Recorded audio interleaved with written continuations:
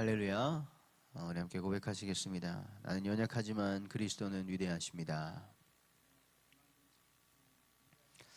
또 고백하겠습니다. 우리는 세우는 자입니다. 또 고백하겠습니다. 우리는 하늘에 속한 신령한 복을 받았습니다. 아멘. 그 신령한 복을 오늘도 받았고요. 또 받을 것이고 이 복을 또 받게 하는 세우는 자의 축복을 누릴 것입니다.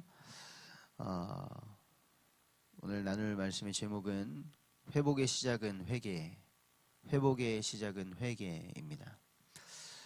하나님께서는 무너진 것을 세우리라고 하셨고요.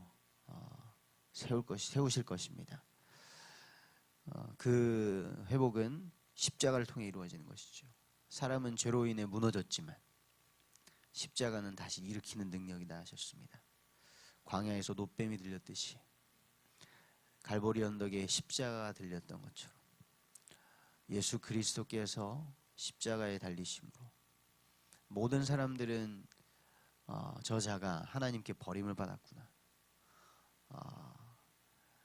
예수님께서 엘리 엘리 라마 사박다니 절규하셨을 때에 사람들은 엘리야가 와서 구하나 보자 조롱을 하였지만 예수 그리스도의 그 피 흘려 죽으신 십자가가 세워졌을 때에 그 십자가를 보고 회개한 자들은 다 죄사함을 받고 회복된 줄 믿습니다.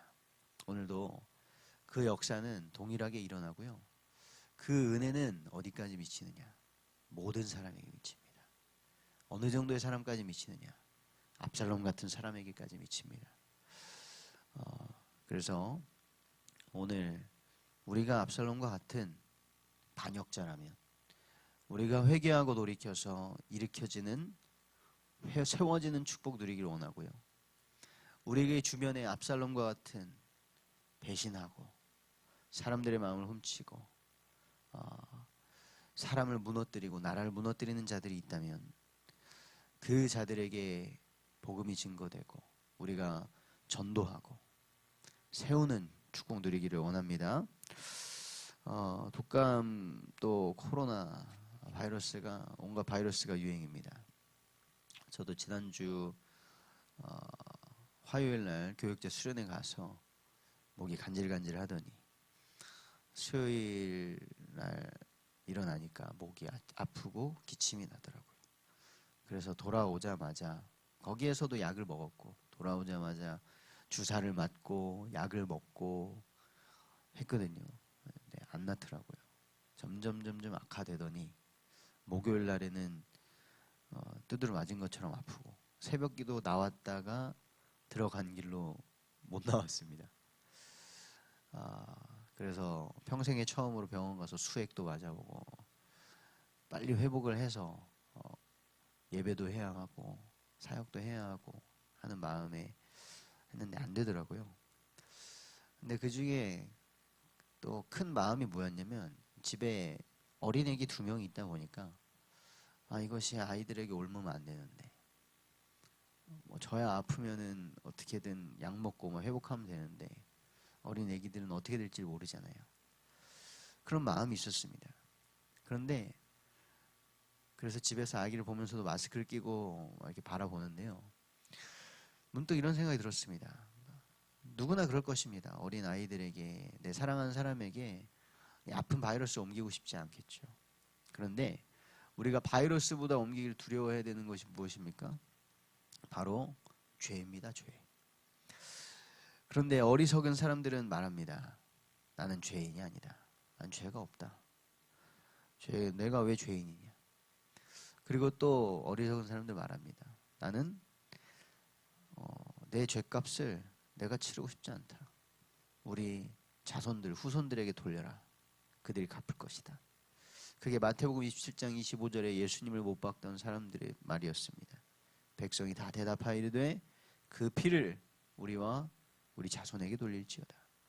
이방인인 빌라도도 이 자는 죄가 없다라고 선언하고 살인자 이 악랄한 바라바와 대조하면 예수님을 놓아달라 하겠지 하지만 사람들은 그렇지 않았습니다. 그것이 우리의 죄성입니다. 하지만 하나님께서는 그것을 아십니다.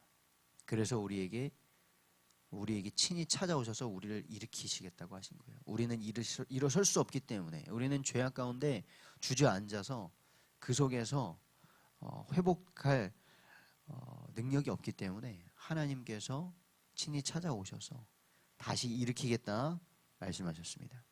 자, 오늘 말씀해 보시면은 죄를 회개하지 않은 자기 형제를 복수심으로 죽였죠. 죄입니다. 하지만 이상하게도 다윗은 이 압살롬을 향한 마음이 끊이지가 않습니다. 그래서 결국엔 다윗의 부하 요압이 그거를 눈치를 채고 압살롬을 어찌 해서 데려왔습니다. 문제는 압살롬이 회개를 하지 않았어요. 그 회개하지 않은 압살롬의 행보가 어떻습니까? 1절부터 그 후에 압살롬이 자기를 위하여, 죄의 시작은 자기를 위한 마음입니다. 욕심, 탐욕, 하나님께서 주신 것에 대한 감사가 없는 그 마음, 더 부족하다고 생각하고 내가 더 취해야 된다는 그 마음이 죄의 시작이 됩니다. 자기를 위하여 병거와 말들을 준비하고 호위병 50명을 그 앞에 세웁니다. 왕자니까 할 수 있습니다. 문제는 죄를 회개하지 않은 마음으로부터 시작되는 것들이 문제인 것입니다.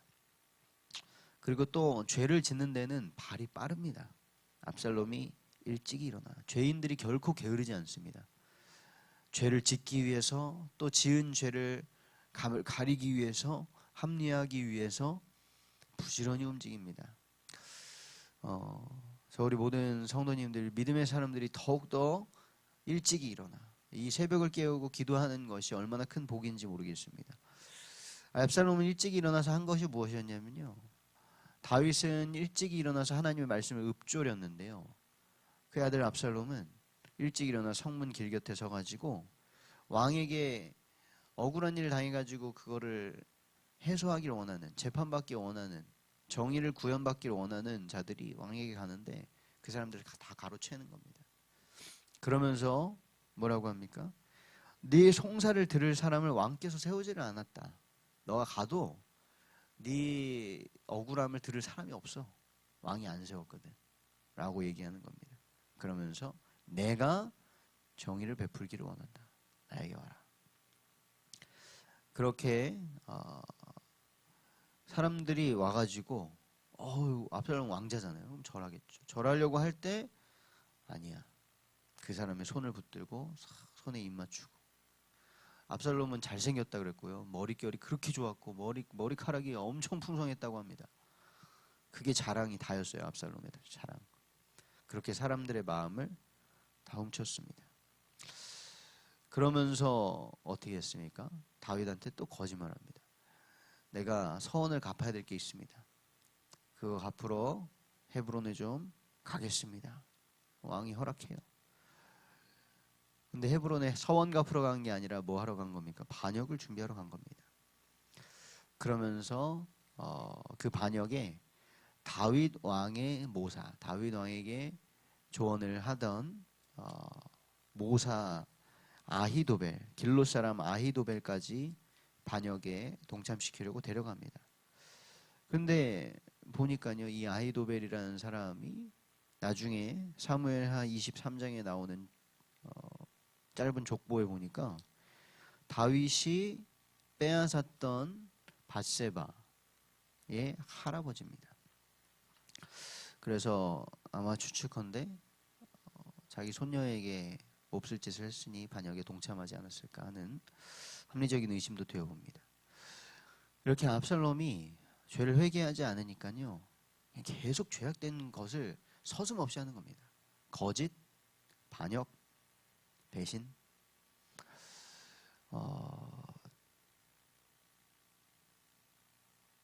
회개하지 않는 마음에는 회복이 있을 수가 없습니다.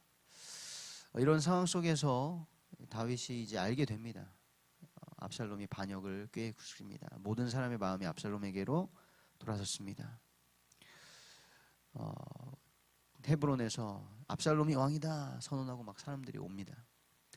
압살롬이 돌아옵니다. 다윗은 어떻게 합니까? 싸우지 않고 도망갑니다. 근데 이것은 내가 하나님께 죄 지은 걸로 징계받는구나 라고 받아들이거나 혹은 그래 내가 압살롬한테 잘못했지 하는 이런 죄책감 때문에 하는 것은 아닙니다. 왜냐하면 나중에 결국엔 더 잘 정비를 해가지고 싸워서 승리를 하거든요. 이것은 다윗이 하나님의 은혜를 기다린 전략적인 선택이었습니다. 그래서 나중에 준비해가지고 싸웁니다. 후궁을 10명 남겨놓고 가는데요. 그 후궁은 사무엘하 12장에서 나단 선지자가 예언합니다. 너는 은밀한 중에 죄를 범했지만 대낮에 너의 것이 드러날 것이다 한 것이 그대로 성취가 돼서 이 다윗의 후궁 10명을 압살롬이 범하는 또 악한 행위를 하게 됩니다. 모든 신하들과 가드 사람까지 다윗을 따릅니다. 가드 사람 600여 명이 다윗을 따르고요. 가드의 용사 이때라는 사람까지도 내가 어딜 가겠습니까? 여호와의 사심을 두고 맹세합니다. 당신을 따르겠습니다 하면서 따라갑니다. 오늘 16절까지 읽었지만 쭉 15장 뒤편이 내용이 나옵니다. 그리고 모든 백성들이 함께 다윗과 광야길로 향합니다. 그리고 제사장 사독 또 아비아달도 레위 사람들과 함께 오는데 언약궤를 가지고 왔어요. 하지만 다윗은 언약궤를 돌려보냅니다. 굳이 이 언약궤가 더 이상 예루살렘을 떠나서 방황할 필요가 없다. 돌려보내고요.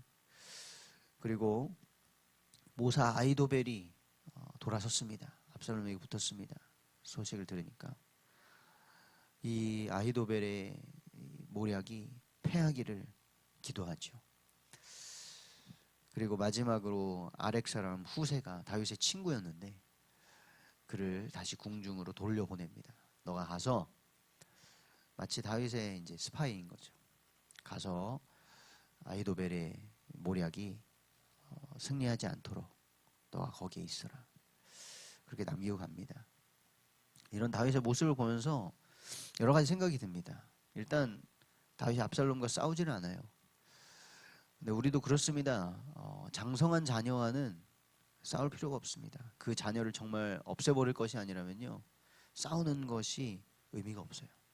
아이에게는 어렸을 때 부모님에게 통제권이 있을 때 죄를 이기고 말씀을 따르도록 도와야지 그 이후에는 의미가 없습니다. 눈물의 기도로 기다릴 뿐이죠. 그리고 다윗은 급하게 싸우지 않았습니다.